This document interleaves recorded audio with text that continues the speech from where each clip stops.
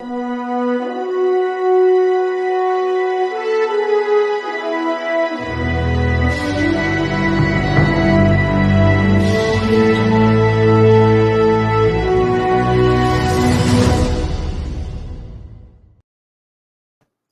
good morning, everyone. Happy Wednesday, and it's Wellness Wednesday today.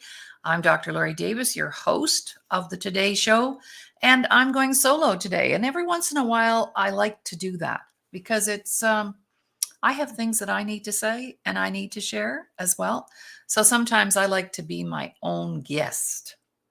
We're streaming live right now on my two YouTube channels, Laurie Davis Show Host, 5 Minutes to No Limits, Laurie Davis Facebook page. And the one thing that I would like to encourage you to do is share the show. Every show we do is so rich in content, and people may need to hear what we have to say. Maybe one thing that we have to say could change somebody's day, could change the direction that they take, could make a difference in the next decision they make. So we love our shows because of the content, the quality of people that we interview, and we know we have a winner. So I would encourage you to share the show and tell your friends, because what's that old shampoo ad? Two friends, tell two friends, tell two friends. Because that's the best way to get the word out about anything. And years ago, I was with the Mary Kay organization, and those were the days when Mary Kay Ash would come to Canada and train us and spend time with us. And she told us back then, this was before technology, she said there's 3 ways to get the word out: telegraph, telephone, and tell a woman. So telegraph, well, that's social media today. What a great way, what a great vehicle we have to get the word out there. So today we focus on wellness, and that has become very near and dear to my heart, having been through, and some of you already know the story. Recently, I had emergency bowel surgery, and my small intestine had attached itself to an old scar tissue from an appendix scar that I acquired when I was 5. So for decades, my small intestine, the opening to it, was getting smaller and smaller and smaller. And I had signs like I couldn't eat spicy foods. And then I thought, oh, I've developed a lactose intolerance that's upsetting my stomach if I have ice cream, different little things like that. But that opening was getting smaller, smaller, smaller. And finally, it just completely blocked off. And I had no idea that one could have such pain. My pain threshold isn't very high anyway, but that day that happened, just like that, it was like 20 out of 10. I could hardly breathe. I thought I was having a heart attack. So my husband took me to emergency, and from there we went to a bigger center, and then I had the surgery. So I'm home today. It's been 2 weeks since I had surgery. And I took a week and a bit to rest and recoup. Would you call that a trauma? Because I got to thinking about trauma while I was in the hospital, because I got to see a lot of people who were traumatized. And we hear a lot about the word trauma. So today I kind of wanted to break some things down, and I'm just calling it the trails of trauma, because we are all survivors of trauma. You don't escape this planet without having some kind of traumatic event. And if you're living that kind of a life, well, then you're in a basement somewhere, not doing anything, not going anywhere, not functioning. There's no way really to protect ourselves, because we never know when trauma may occur. So let's look at some situations that I would call traumatic events. Even from birth to the time we're about 18, we have so many traumatic things that can happen to us. But I'm 75, I'm a baby boomer, and I'm from that generation where you didn't talk about things. Shh. If anything went down, It was a secret. It was a secret. So you weren't allowed to go outside and talk about what was going on in the home, whether it was family violence, whether it was finances. They were never discussed. And it was a life of not allowing us actually to acknowledge trauma in a way. So for some people, being born is traumatic because maybe I was a C-section, maybe I was premature, maybe I was breached, maybe I came into the world with a disability, maybe I was in an incubator for a month and didn't get to see my folks. So birth can be very traumatic just in itself, if you think about it. And then depending on where I land, lots of trauma can take place. So let's look at some situations. When I'm from the time I get home from the hospital until I'm ready to go to school, what can happen? Well, maybe there's not enough food in the house. Maybe there's no dad or mom. Maybe I was put up for adoption. Maybe I wasn't adopted and I'm in foster care. How traumatic would that be? I had a client, he was 18. By the time he was 3 years old, he had been in 36 foster homes. And then people wonder what's wrong with our young people? They're not this, they're not that. Well, when you look at the trails of trauma that they've already experienced, it's mind-boggling. And then culturally, I have a book I'm going to share with you today. It's called The Pain Didn't Start Here. This is a friend of mine, Dr. Denise Hicks. She autographed it for me when she gave it to me. I love it. And this is about trauma within the African American community and how generationally that is why things are the way they are today. And then, of course, if we talk about our Indigenous community, our immigration community, nobody escapes. So, you know what? A lot of people are going around with this big, living in a bubble. They don't think anything bad has ever happened to them. Really? Well, that's called denial, classic denial. So 0 to 5, lots can happen. When I was 5, and this came up for me in the hospital, when I was 5, I had 3 traumas in my life that I remember. One, my little sister next to me contracted polio during the great epidemic in Halifax in the 50s, which left her disabled. 2, my tonsils got infected and I had to have surgery and get those out. And 6 months later, my appendix ruptured. And that appendix, that trauma, is why I was in the hospital 2 weeks ago. You see how trauma stays. It doesn't leave us. We don't ever forget it. And if you think of all of your traumatic events, you'll have clear memory of what you were wearing, who was there, what the building looked like, etc., etc. So what else can be included as a traumatic event? Well, let's say I've grown up in a neighborhood and all of a sudden my dad's work is taking us away somewhere where we don't know anybody. For a little 7-year-old, that's traumatic because now I'm going to go away and miss all my friends. A move can be very traumatic. So at 6, I'm off to school. Oh, and by the way, between 0 and 5, we can be sexually assaulted. We can be verbally abused. We can be physically beaten up.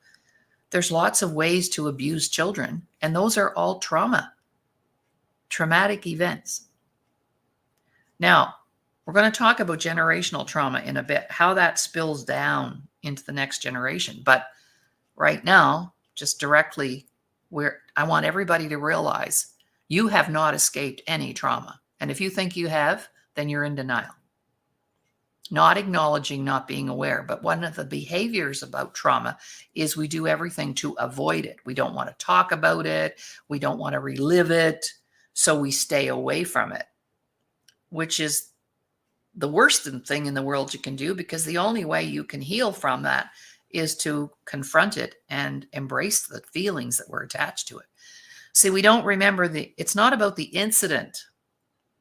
The incident It's about the feelings that are attached to the incident that we carry with us throughout our lives. And then we start operating with this veil around us of trauma. But we'll get into that. Let's talk about, now I'm off to school. What kind of traumatic events can happen at school? Come on. I was a teacher. I watched it. Kids making fun of other kids because maybe they weren't perfect. Maybe they had some kind of disability. Maybe they weren't as smart. Maybe they couldn't learn quickly. I mean, children can be very cruel. Have you noticed? And I used to discourage that at every step of the way. Trauma. An abusive teacher. I saw that too. Teachers would come into work, and I was one of them. Maybe the night before where I had a big fight with my husband and it wasn't resolved. The next day I'd come into school and I'd be yelling more. I would be finding fault. I would not be as patient. And who were my victims? My students. So we can have abusive teachers. We can have abusive parents. Maybe between 6 and 13, that's where my parents get a divorce. That's traumatic. Or you lose a parent. When you lose a parent, it doesn't matter how old you are, it's traumatic. I had both of my parents until I was 67. I lost my dad. My mom's still alive. I'm so blessed. But that was traumatic. Even at 67, that was traumatic. 6 to 13, puberty starts. Oh, gee, my body's starting to change. What's happening? Nobody told me this was going to happen. Am I bleeding to death? What's going on here? Lack of information, lack of communication. That's traumatic. 6 to 13, maybe I'm the kid that doesn't get invited to the birthday parties. Everybody's going to the party on Saturday, but I didn't get an invitation. That might seem like nothing now, but at the time, that's devastating to a young person. Not to be involved, not to be accepted. That's traumatic. Maybe this is where I'm sexually assaulted. Happens a lot. Happens a lot, especially in families. I always used to say to my sisters, don't worry about, oh, we only leave our kids with relatives. I'd rethink that if I were you. Because you see, children have the trust of those relatives. And that's usually, I think it's around 87% of children that are sexually assaulted. It's somebody they know. So, the old guy down the road lives in the trailer, probably a safer guy to leave your kids with. Just saying. I say. 6 to 13, I don't fit in. I don't get picked for the Little League team. I come home and dad's gone. Maybe I have to, bury my grandma and she was my biggest support system. These are examples of trauma that you may not even think were traumatic, because as we get older, we go, oh, that was nothing. I shouldn't have been so upset about that. We dismiss it. And then our lives are reflective of it because we're living our lives out in the trauma. And then we go to high school. Isn't that special to go to high school? Oh my gosh. Whew. What can happen in high school? Lots. Drugs, sex, rock and roll, alcohol, lose my best friend in a car crash. I went to a very large high school in Dartmouth, Nova Scotia, Dartmouth High. There were 1,600 kids. In 1967, when I graduated, there were 1,600 kids in that school. And we used to have this stretch of road called the Magazine Hill, but we called it Death Valley, because every weekend the guys and gals would go out there and race. And there was always somebody dying in a car accident. Every Monday morning, the principal would come on and be announcing so-and-so passed away. So losing friends. Maybe I didn't graduate and I was really heartbroken by that. Maybe I didn't get invited to the prom. Maybe I felt ugly, or I was overweight, or. These are all traumatic events. As a matter of fact, speaking of that, I taught high school 1 year. I had left my teaching career, but I was on the substituting list, and I used to get called into the high school quite frequently. And the teachers told me, they said, watch out, watch on Monday mornings, Monday morning. I said, oh, why? Well, we can always tell which kids lost their virginity on the weekend. I went, what are you talking about? And sure enough, the kids would come in on Monday morning, and there you could see it in their eyes, cast to the floor. That vivacious young cheerleader who Friday was just bebopping around and talking to everybody is sitting in the back seat with her eyes to the floor. Wow. What do they say? The eyes are the windows to your soul. So you see, by 18, we've had lots of trauma. And we had people, well-intentioned people, say to us things like, oh, that's nothing. Don't worry about it. You're being too sensitive. We're not going to talk about that anymore. We're not going to talk about it at all. And you see how we get into ourselves with the trauma. And so there's this big, huge conflict always going on. And we're making decisions from that painful place. And that's why we end up marrying the wrong people, picking the wrong career, punishing ourselves because of what took place. We think it's our fault.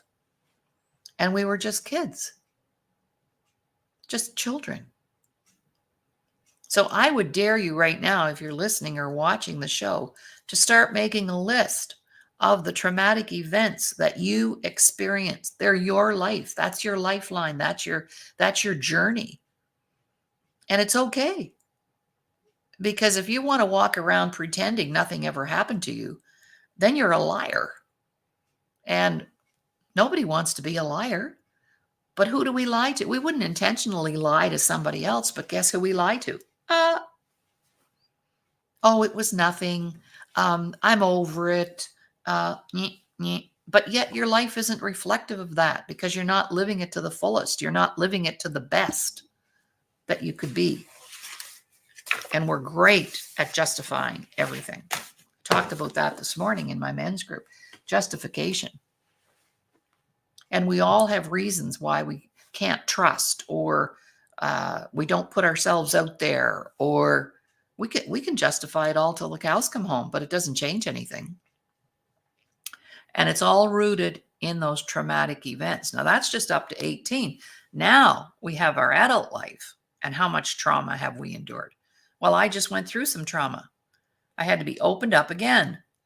I was just opened up 2 years ago. I had cancer surgery, almost in the same area. And that's where I thought, when they said my intestines had attached itself to old scar tissue, I thought it was from my most recent surgery of 2 years ago, when I had a hysterectomy and I was completely cleaned of cancer. And I thought, oh, yes, I had an operation 2 years ago. I had no idea that it was that old incision,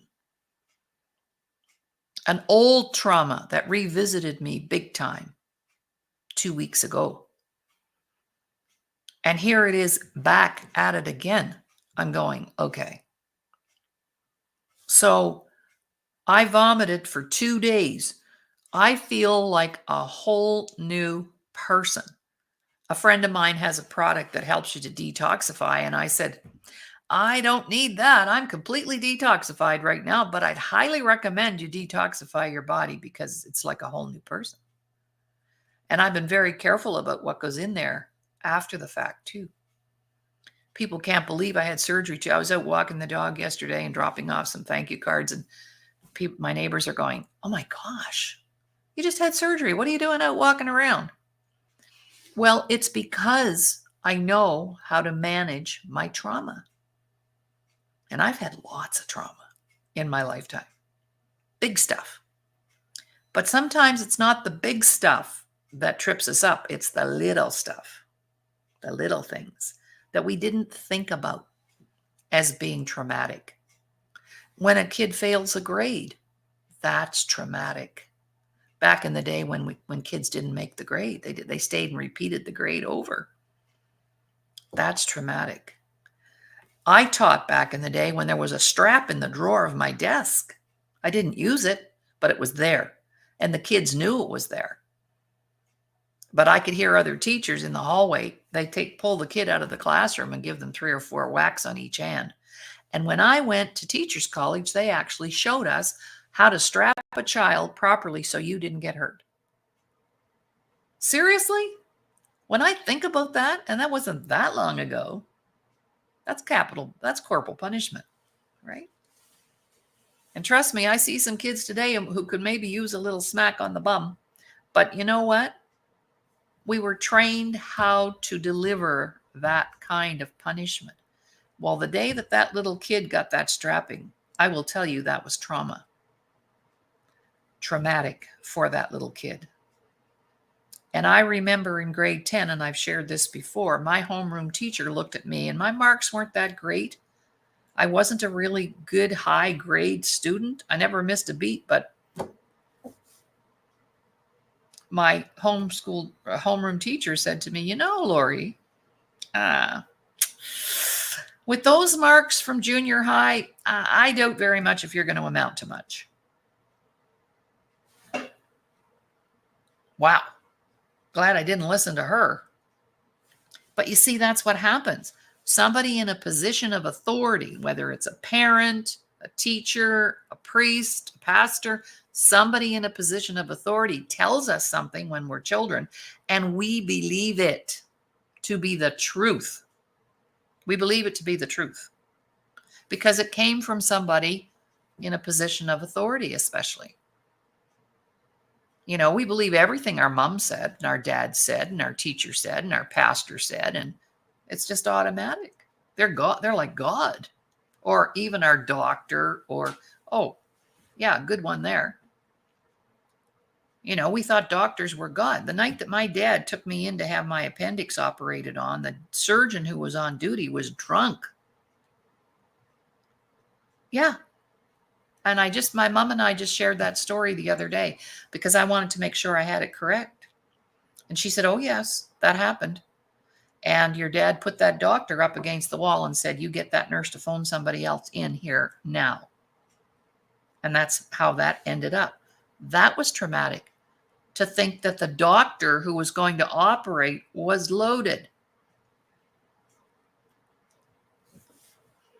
And when I was in the hospital this time, I left here in an ambulance to go to our larger center to have an operation right away. But they let me lay there for 4 days and tried some other things and flushed me in and the do-do-do-do-do. And finally, on the 5th day, I looked at the doctor and I said, I need my surgery today because I can't lay here like this another day. No food, no water. I was 10 days, no food, no water. There's a trauma. So everything around us is traumatic. Now, and nobody escapes. Nobody.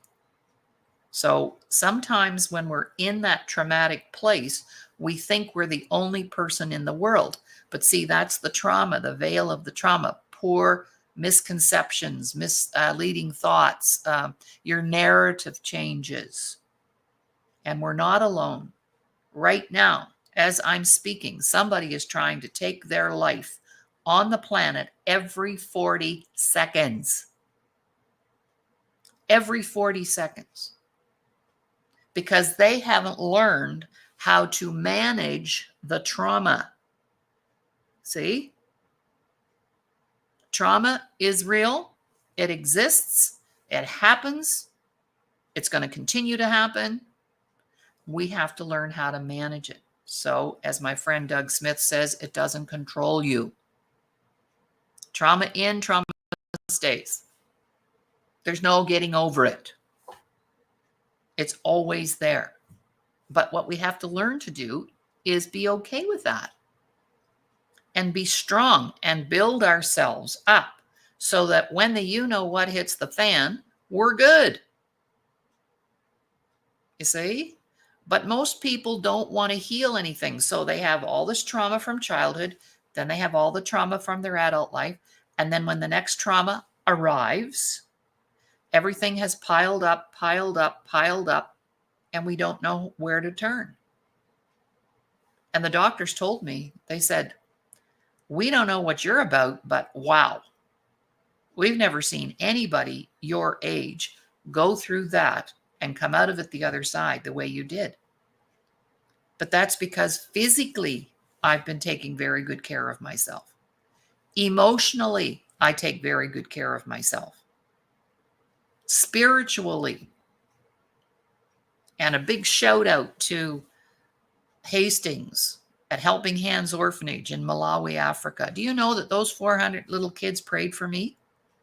Like, how beautiful is that? The power of prayer, spirituality, and mentally. There's no dementia here. I keep my mind sharp every day. That's why I can't retire. I'm choosing not to retire, because I think when you retire, you mentally go downhill. Emotionally, physically. It's like a death wish, man. If you don't exchange it for something else that you'd like to do, maybe you're retiring from a government job or a teaching position or your own business or whatever, then that needs to be replaced. Maybe you're going to retire from that, but it needs to be replaced so you stay sharp. And because I was physically healthy, emotionally stable, mentally sharp, and knew I was going to be okay, then I get to speak up to the doctors and say, I'm sorry. No, that's not happening. This is what's going to happen next. You actually have to tell people today how to do their jobs. You see? So I could have allowed that situation, but I've spent a lot of money on myself. I've spent a lot of time getting healthier and healthier, and I was able to manage the trauma. And that's what we need to learn how to do, because you cannot escape it. If you're trying to think you're going to get away with that, good luck. And it has nothing to do really, except our marginalized communities have extra veils of trauma because culturally things have gone down. But trauma is universal. It's not about the color of our skin as to whether or not you're going to have trauma. No. Everybody is involved. So now, I'm not getting any comments today, which is very well. Kathy's put some stuff up. And, it's not really maybe relevant to our conversation, but it's good morning, Kathy. I'm here to tell you that it's important for you to acknowledge and recognize and write it down, your list of traumatic events. And if you can't do it that way, then I just sometimes get my clients make a list of 10 personal losses you've endured, setbacks, disappointments, because your life is reflective of how well you're managing your trauma. If you're not managing it very well, you're only creating more of it. And of course, what we focus on increases. So coming up on I'm going to put a plug in for our event on November 2nd and 3rd. We're going to host an event in Montana Band Reservation over in Musquecheese, Alberta. And it's not about suicide, and it's not about drugs, and it's not about alcohol. It's called Staying Alive. How to stay alive. We need to teach our children how to stay alive in this very chaotic world that we're living in right now. Lots of trauma. Not safe to go out on the streets. Can't walk over to the post office without worrying about somebody going to attack you. Lots of fear, because trauma and fear are so closely related. They're in the same box, so to speak. Right? Then we have what we call generational trauma. So let's go back a generation to our parents. Our parents unknowingly, and perhaps not intentionally, handed off their trauma to us. And I will give you a perfect example of that. My dad's mom passed away in 1936. She was 46, and my dad was 14. He was the youngest boy in the family and had a sister, a family of 9 kids. And they came home from school one day and she had passed away. She was I believe, in the kitchen. It was a hot day in August. And today we would call it an aneurysm. Back then they called it a brain hemorrhage. And she left this whole family of teenagers. A couple of the older kids had already moved out. And my auntie was 5. She's still alive, my Auntie Phil. 96 maybe now. And there was a traumatic event for all those kids. They just lost their mom. My dad didn't handle it very well. And back in those days, they used to lay the bodies out in the front room. They'd have a wake. People would come and visit, bring food. That's how they did things. They still do that in some communities. And that's a good thing because it gives people a chance to say goodbye, and have those memories and talk to people. I think a funeral is really healing. I don't like this idea that you go and get cremated and nobody shows up and nobody has to show up and be sad. I don't think that's the right thing to do. There's no grieving involved there. So people came and they brought flowers. And back in those days, they used to put flowers in those long gray boxes, maybe like some roses or some cut flowers. They would come in those long gray boxes. So flash forward ahead. I'm 16. We're talking in the 60s. So we're now talking like 30 years later. I get some flowers from a boy in school, and they come in that long gray box. And I loved the box. I wanted to keep the box. And my mom says, I'm sorry, Laurie, you can't keep that box. We've got to get rid of it before your dad gets home from work. I said, what are you talking about, Mom? What are you talking about? Well, she said, Grammy died when she was young and Dad was young. And he could never stand the look of those boxes ever since. So I want to make sure it's out of sight. Flowers, no problem, but that box got to go. So here's trauma traveling down 30 years later to a decision that my mom had to make about my flowers. You see how that works? And that's why I call it the trails of trauma, not the trials, the trails of trauma, because they're generational. They float down, they come back down to us because our parents are operating from their own veil of trauma and making decisions based on that. And then you go to the next generation, our grandparents, our great-grandparents.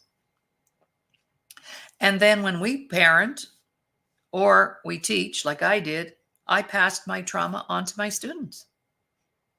I was a perfectionist. I was an overachiever. I didn't want anybody to see how I was hurting inside.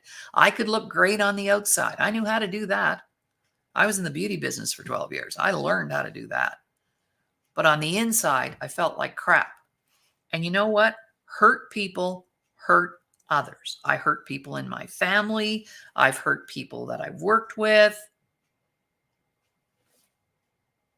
We hurt people when we're coming from that place of trauma that has never been addressed.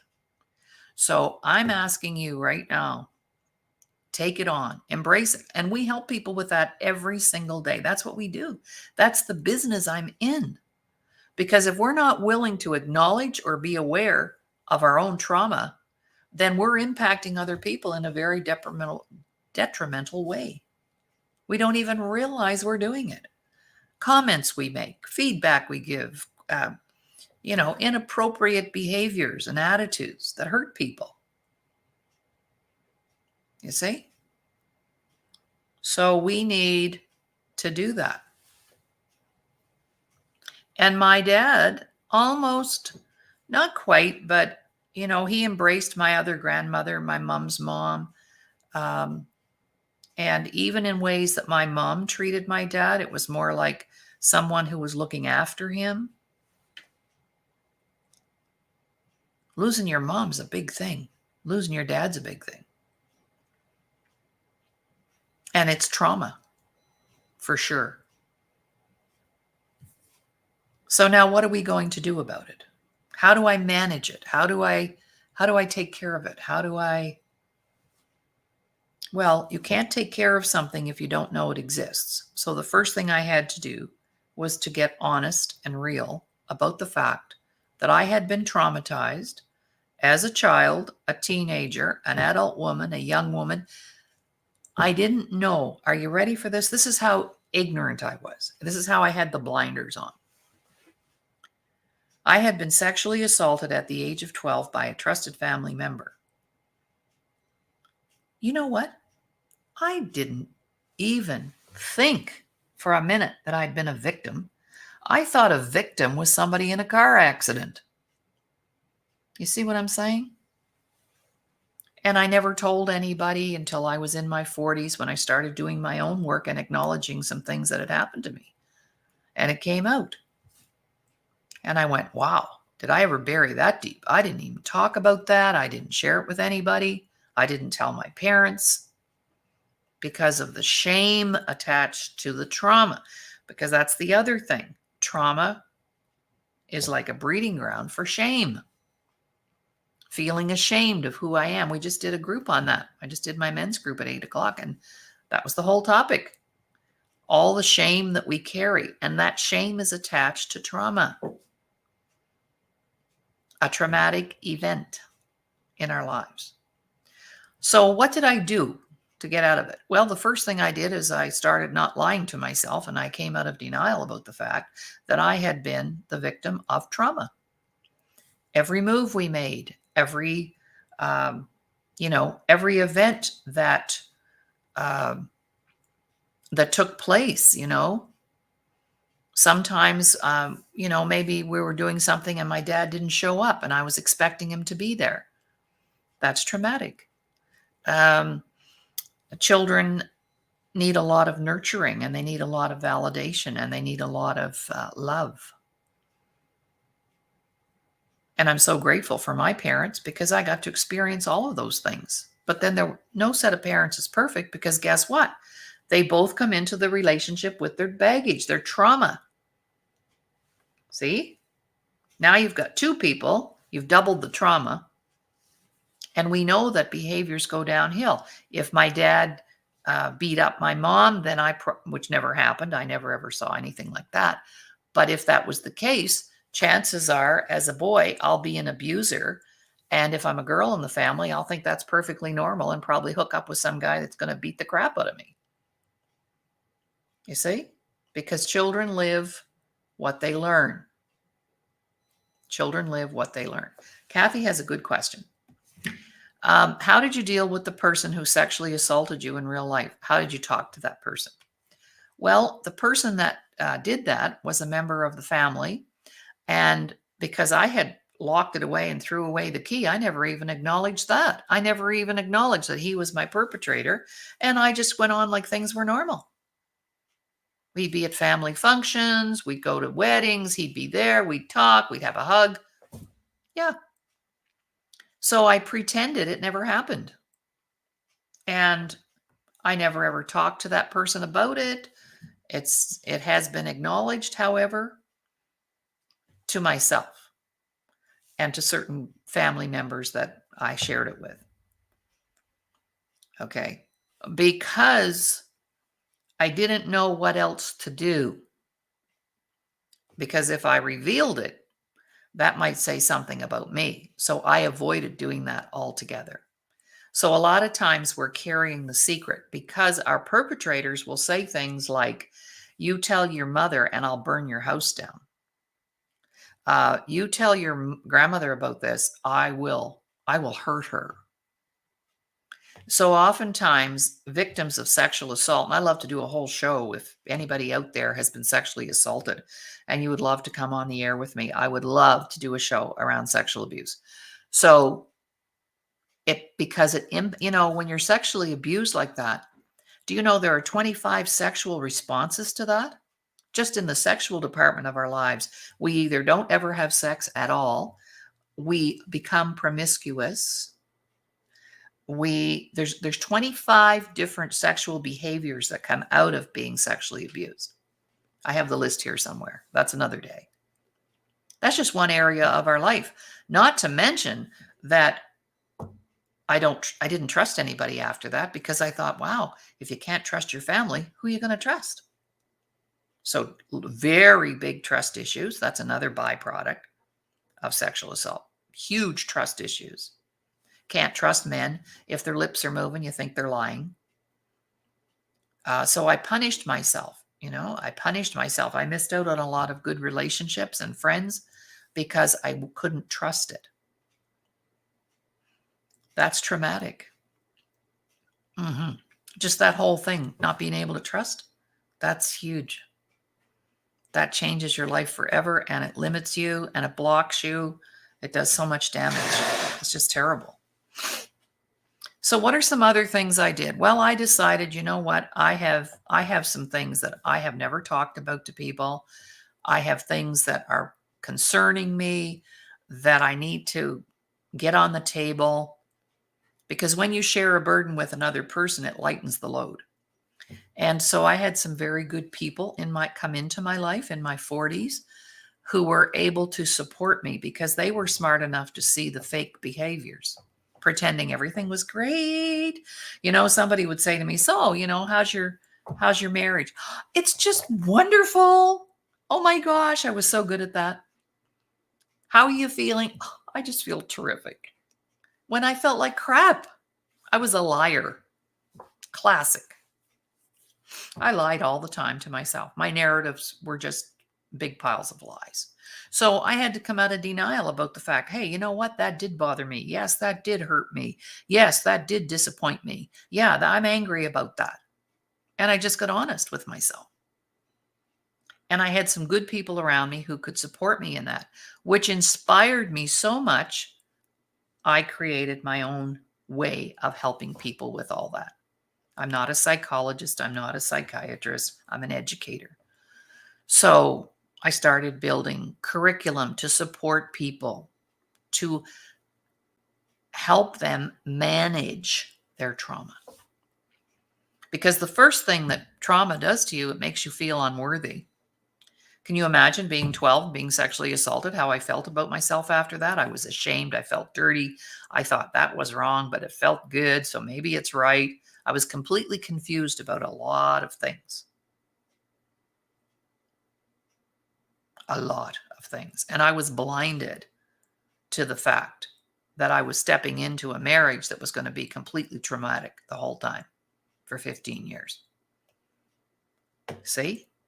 So if you don't clean up the trauma or manage it, then your next decisions become more traumatic. It's like a big mushroom. It just keeps growing and growing and growing and getting worse and worse. So that's why we want to do our events called Staying Alive. There are a lot of people out there who are alive, but they don't know how to live. They don't know how to find the joy in their life. They don't know how to be productive. They're blaming others. They're making excuses. They're procrastinating. They're sick all the time. That's the trauma. And only now, 30 years later, after I said this 30 years ago, but now you're hearing our professionals make comments like this. Well, if he's on drugs, he must have had a traumatic event when he was a child. You think? How about he had a whole bunch of traumatic events when he was a child? And until those are cleaned up, we can't move forward. It's hard to move forward and be productive and enjoy ourselves. Most people are so unhappy. They don't know how to have any fun. They don't know how to get out there, put themselves out there. They don't know how to speak up, defend themselves, ask for what you need, ask for what you want. And once you learn how to do that, you let the trauma work for you. Work for you and not in spite of you. So I know how it feels to be sexually assaulted. Therefore, I am credible in helping other people manage the trauma that went with that, because I was there. I know that. See, there's a difference, and we talk about this all the time. There's a difference between credentials and credibility. Credentials That's the paper on the wall, your master's, your doctorate, your social work degree, all the credentials that you have. But your credibility is your experience. And that's more valuable. Your people don't connect to your credentials. They connect to your credibility and what you're willing to share about you, your vulnerability. That's your credibility, what you know. And what you know is based on what you've experienced. So in fact, the more traumatic your journey, the more traumatic your trail, the more you have to offer. And this is what people don't understand. The more you're willing to be open and vulnerable about your trails of trauma, that gives other people permission to share theirs, which is healing, and they can get on with it. You see, it's so insulting when you hear people say things like, oh, get over it. That's what they're saying to our Indigenous people after generations, 5 generations to be exact, of punishment and genocide. 5 generations. And they're saying, oh, get over it. I don't think so. We have a lot of work to do. So the more you keep inside, the more secretive you are, the more private you are, the less people you're going to help. And if you don't want to help people, then what are you doing here? Say, serving others is very, very natural. It's a good thing. Make sense? All right. So here are some questions I ask people who want to heal or manage. Sometimes we don't completely heal. I didn't. Guess what?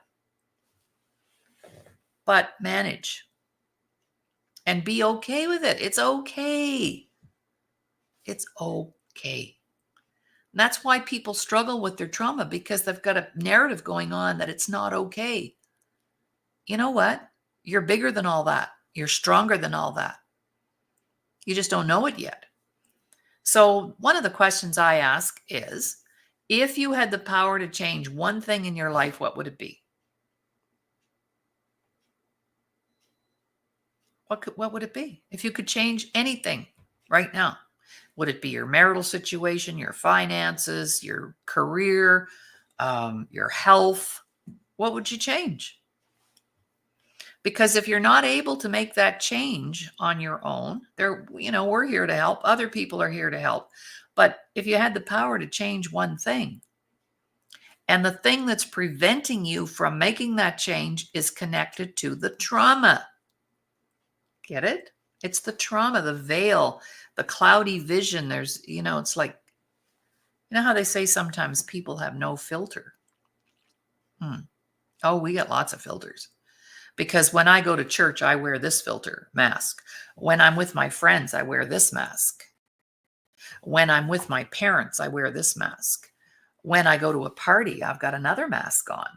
Those are the veils of trauma, because we're always adjusting ourselves to fit in and not be our authentic self, because we don't even know who that is anymore or what it looks like, because we're so busy pretending. We all should have Oscars for the acting that we do.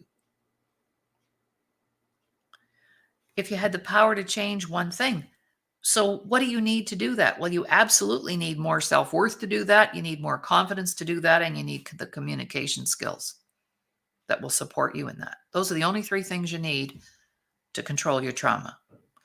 Knowing that you have value anyway, no matter what happens to you, you have value. I just want you to pretend for a moment. Help me out here. I don't have one with me, but I often do this with my teenagers. I'll say, okay, let's just pretend. Just give me a minute here, because I just thought of this. I don't use any notes. I've just been talking with you. I don't know how to do that. So I just talk from my heart and my authenticity and my vulnerability and my experiences. Okay, so let's say this is a $20 bill. So I'll say to my teenagers, okay, what's that worth? That's worth $20. Okay, so if I ball it all up, what's it worth now? Well, it's still worth $20. Okay, what if the corner is torn off? What's it worth? It's still worth $20. If I throw it on the ground and I spit on it and I stomp on it, what's it worth? It's still worth $20. So if you think about your trauma, that maybe you were sexually assaulted, maybe there were moves involved, you had no mom or no dad, maybe there wasn't enough food in the house, all the traumas we talked about, it doesn't change your value. And that's the missing link, right? Self-worth, the missing link. That's why we called it that. And then I might ask people, well, what are you doing right now to make those changes? What are you doing? I'm not doing anything. I just watch a lot of television. I go shopping. I take my dog out. These are things that I hear people say. Okay, that's not going to cut it. You have to confront it. You have to embrace it. You have to take it on. And how would your life be different if you had already made those changes? You'd probably be richer. You'd probably maybe have someone in your life that you're in love with. You might have, living somewhere different and special. What are you holding back for? And that's how I talk to people. I ask them questions because we have all been traumatized. Face it. I had to face all mine. And I had some very good people help me. And that's what I do. And that's what I've been doing for 32 years, is really supporting people as they embrace, confront, and process those traumas. But if you're going to let your traumas determine whether you stay alive or not, whether you stay well or not, whether you, do your favorite thing on the planet or not, that's a decision. So I either decide I'm going to do something about it, or I'm not. And if you choose not to, then you need to be prepared to face the consequences of more trauma.